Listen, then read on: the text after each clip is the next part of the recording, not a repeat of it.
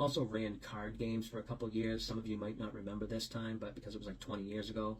But some random regular guy named Chris Moneymaker won the World Series of Poker, and this caused a huge poker boom. Everyone and their mothers wanted to play poker, and if you already knew how to play poker, specifically Texas Hold'em, you didn't even have to be that good. You could just go online and find people that were playing for money that didn't even really know how to play. They were like learning how to play while playing for money.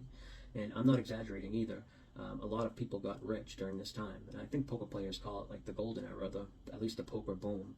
And this was pivotal, in my life because it showed my mother that money could be made from gambling. I didn't have to try and win my father over, but as a young man in his early 20s who never had a real job and was a bookie, I wasn't exactly the kid in my family my parents were bragging to their friends about. But the poker stuff definitely changed that a little bit. I won a tournament on, I don't remember the exact site. It was either the old Intertop Sportsbook that had a poker part of it, which is now called Every Game, or it was possibly Paradise Poker. I don't know. I made the final table of a big $5 tournament that had rebuys and add-ons at breaks.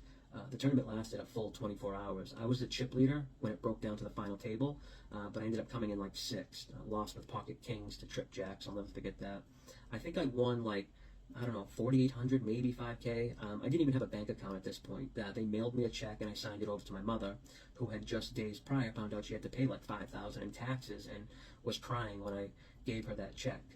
At this point, she had had enough of my father's bullshit and was divorced from him.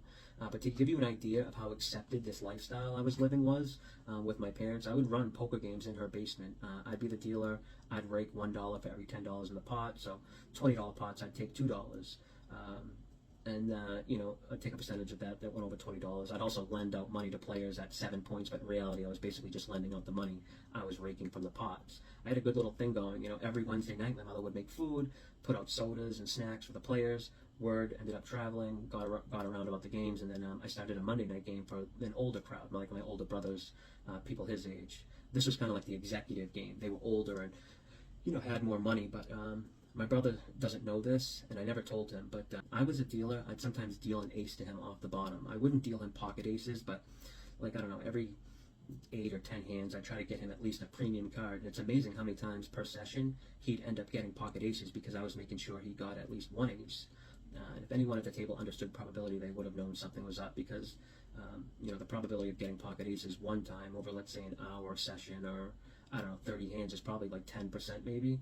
I'd say he was getting it maybe 2 or 3 times. I know that's not ethical and it's flat out cheating and wrong.